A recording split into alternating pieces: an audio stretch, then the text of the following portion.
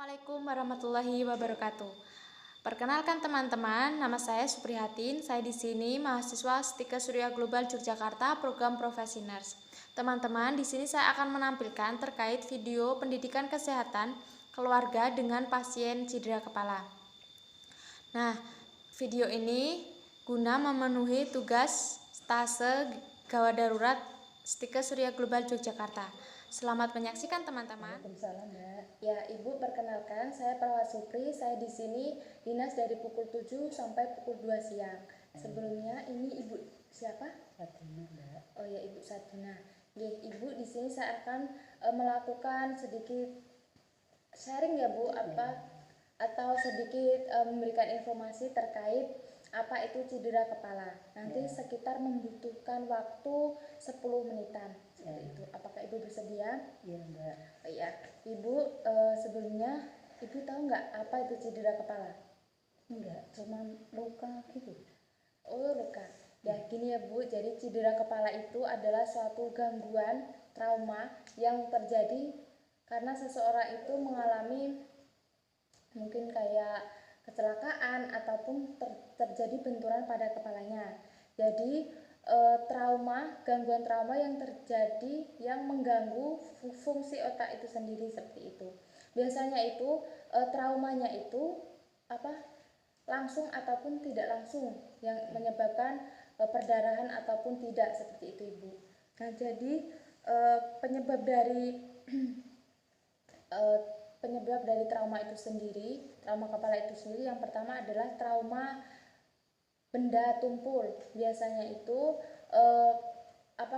terjadi kayak terjatuh ataupun dia dipukul seseorang.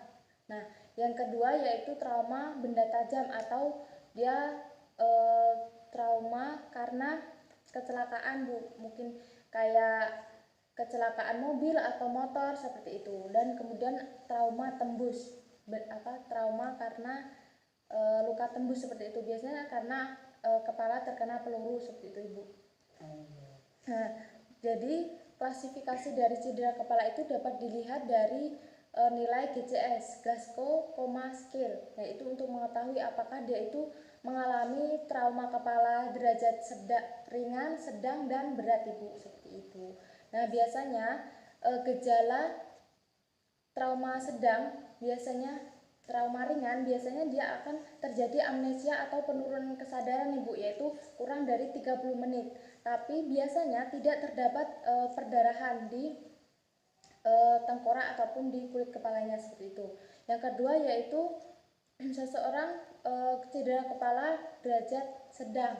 Nah, biasanya itu terjadi penurunan kesadaran kurang lebih dari 30 menit tapi kurang dari 24 jam, Ibu. Biasanya itu disertai dengan perdarahan di tulang tengkorak seperti itu.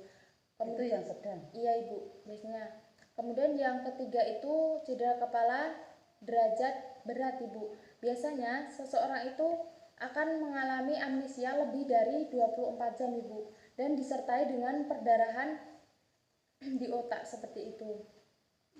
Nah, biasanya itu mekanisme dari cedera kepala itu ada dua, Ibu. Yang pertama COP dan counter COP. Kalau yang COP itu lesi akibat dari benturan di kepala seperti itu, akibat dari benturan seperti itu. Kalau yang kedua yaitu counter COP. Counter COP itu lesi yang terjadi di daerah luka yang berlawanan dengan lokasi benturan, Bu. Contoh, seseorang itu terjadi benturan di sebelah kanan, Bu, kepalanya, tapi akan terjadi lesi di sebelah kiri, malah berlawanan dengan benturan yang terjadi seperti itu. Nah, kemudian tanda gejala dari seseorang itu mengalami cedera kepala yang pertama hilangnya kesadaran, Bu, atau amnesia. Entah itu lebih dari 30 menit ataupun lebih dari 30 menit seperti itu. Kemudian juga akan terjadi mata warna gelap, Ibu, di matanya seperti itu. Kemudian juga akan terjadi mual muntah, kemudian akan terjadi kebingungan seperti itu. Kemarin ini keluarga anak A bukan, Bu? Iya. Ya, anak A itu kemarin karena terjatuh atau seperti apa, Bu? Jatuh dari motor Mbak. Oh, jatuh dari motor ya. Ya. Nah, biasanya emang nggak pakai helm Ibu atau seperti apa? Kan cuma di desa Mbak. Enggak. Oh, jadi nggak pakai helm. Enggak pakai helm. Sebenarnya di desa ataupun di kota itu keamanan di bagian kepala itu sangat penting ya Bu ya. Jadi sebagai orang tua kita juga harus memperhatikan dari keselamatan seperti itu. Dan mungkin bisa jangan sampai terulang kembali seperti itu. Ya. Kemudian jadi kepala itu kan Bu? CPU ataupun pusat dari keseimbangan, pusat dari pola pikir seperti itu. Jadinya kalau bisa ya mari kita tingkatkan keselamatan dan keamanan untuk diri sendiri dulu Bu yang terpentingnya, baru untuk masyarakat ataupun untuk keluarga. Jadinya kita itu harus saling mengingatkan seperti itu. Ya, itu tadi sedikit pendidikan kesehatan Ibu terkait cedera kepala. Apakah ada yang perlu ditanyakan Ibu sebelumnya? Enggak Mbak. Sudah cukup jelas Ya. Ya, itu tadi ya Bu, intinya mari kita jaga keselamatan dan keamanan untuk kita semua seperti itu. Terima kasih. Ya, terima kasih atas waktunya Ibu. Ya, saya akhiri. Wassalamualaikum warahmatullahi Itu tadi teman-teman sedikit informasi pendidikan kesehatan terkait cedera kepala. Nah, semoga informasinya tadi bermanfaat ya. Sampai jumpa. Wassalamualaikum warahmatullahi wabarakatuh.